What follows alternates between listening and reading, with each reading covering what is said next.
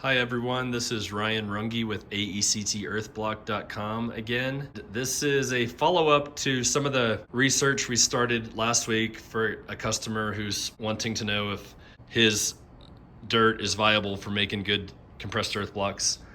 I've been soaking the small blocks that we made in water for about a week. In this case, what the jar told us as far as clay content was a little bit misleading, and this is why we do the second step, which is to make the little small sample blocks in the small block press and then put them through some real world tests. I think all these soils were pretty high in clay. We knew this one was probably pure clay. And what happens when you've got a very high clay percentage and basically no sand or not enough sand is that you can't make a good cement stabilized block. Cement and clay, it's basically like mixing oil and water. You're not going to have any kind of intermingling of the two substances. And so what you get as a result is something like this, which really, this has been in the water for a week, but it kind of looked like that after about 30 minutes, to be honest. We knew this was the soil that had a very, very high clay percentage, basically pure clay. That's not surprising that we see a block that looks like this. This sample, what we called number 2, was probably not as high in clay, and as a result it fared a little better, but obviously not too well. And then this one that definitely had the least amount of clay in it still probably didn't have enough sand or aggregate for the cement to hold on to. And so you get, again, really you only have to do this test for 4 hours. We've done it for a week just to kind of really prove it out in a real world scenario. But actually, not too worse for the wear. I mean, in general, holding together, you just had a bad corner here where some of the cement didn't necessarily have anything to take hold onto. You can actually see in these blocks what I'm talking about. You can see the little speckles of cement where literally they just stayed on their own, and then the clay stayed on its own, and you didn't get any mixing together, and as a result you have a block that's not really fitting the definition of stabilized. All of these dirts here, this customer would need to add some sand to his sample if he wants to do cement stabilized blocks. Alternatively, he could try lime stabilization. Lime stabilization is a little more finicky. It's going to be a little more research, and that's my job now. Is as a follow-on to this, I'm going to try some lime ratios with all 3 of these soils and see if I can get a little bit better result. I'm about to test these blocks in the small block press, and I have no doubt that they're all going to just about bust the apparatus here with strength. Compressive strength is a much different animal than being waterproof. Kind of have to laugh when customers come to us and say, "Oh, can I make my blocks stronger if I added aggregate or added decomposed granite or this additive or that additive?" And I say, strength is never going to be your problem. Is your block waterproof? I'm about to find out, but these blocks here will probably be well over 2,000 PSI. There's plenty of clay and just mass and strength to this type of soil. It's just that it's not waterproof. Now, you could actually make a decent unstabilized block with this soil. It just won't be fully waterproof. Now that's not necessarily a problem once the roof's on the house and all the blocks are laid and the lime plaster's applied, or some kind of covering. But most people get a little squeamish knowing that their blocks, aren't completely impervious to a flood, say. For a short time they would be, but not for an extended period of time. So that's what we're dealing with here. So we're talking about how do we get these blocks fitting the definition of being stabilized, which is being able to soak in water for 4 hours and then still hit 300 PSI on a pressure test. But let's just go through the motions here and at least get an idea of what the dry blocks hit as far as compressive strength. And then out of curiosity, we might even just put this in the small block press and see how much pressure it takes to break it. We might be surprised and it might still be over 300 PSI. So we'll do that now. So here's sample number 1, which happens to be the block that also stood up the best in the water submersion test. I'll keep the camera on the block, and then I'll keep an eye on the gauge and read it as we get to a breaking point.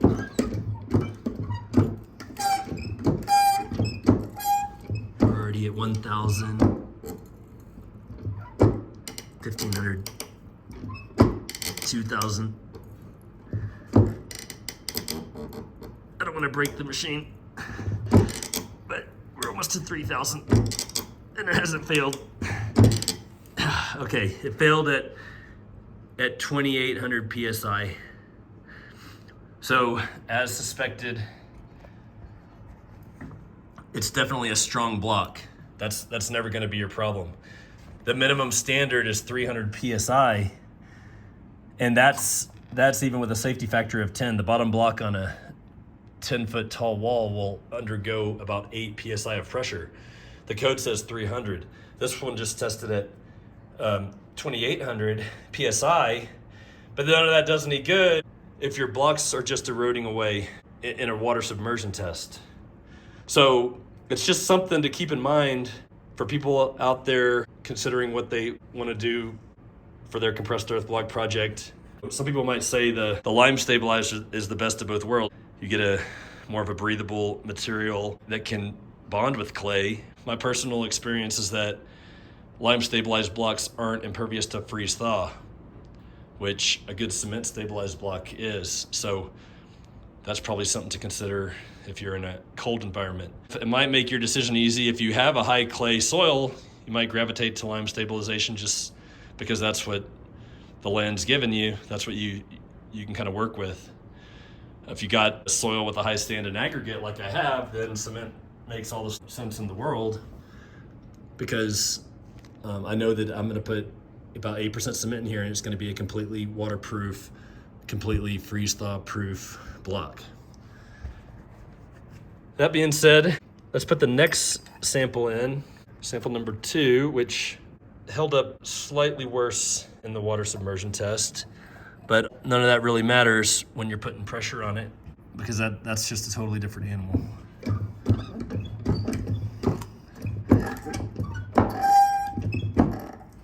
$1,000, $1,500, $2,000.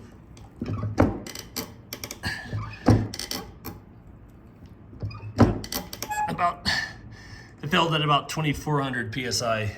So right now, if I was to choose one of these soils, this one would be an obvious choice. It held up better in the water and was stronger compressive strength wise. But again, 2,400 PSI, nothing to sneeze at, considering that's some 8 times the minimum standard, which is already has a huge safety factor on it. So I think you kind of get the point on that.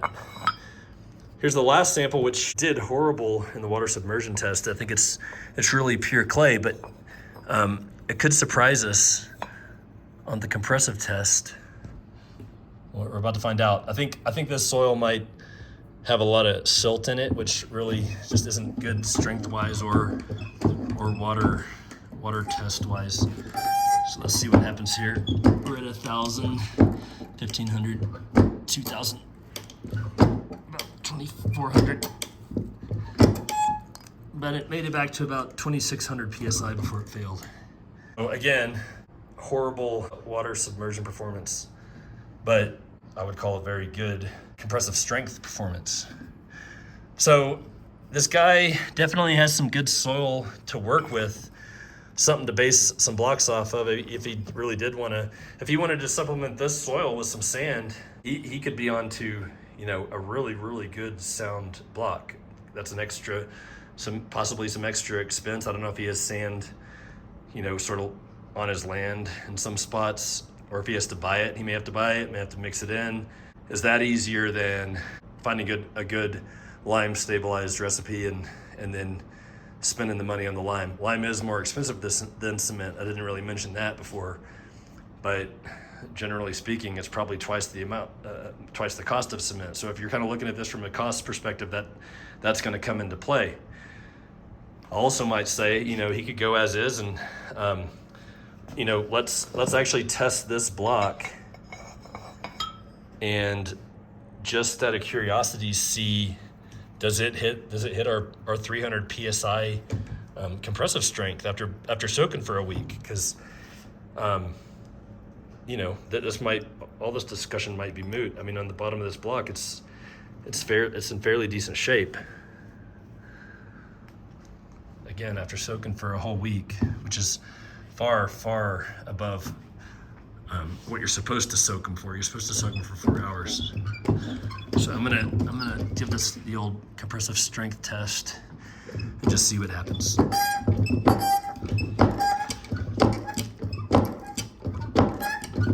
We might have just made it to 300 psi before it failed. Yep. We barely made it to 300 psi, and that's after soaking for a week. So, all in all, I guess I'm pretty impressed with this dirt here. I mean, you can see the chunks that came with the sample that he sent, and this is rock solid. I mean, this is the potential of what an earth block could look like out of this dirt, and I can't even break it. It's so hard. So when you translate this type of compacted dirt, into our earth block machine, and how hard that type of block would be, I can't even break these apart.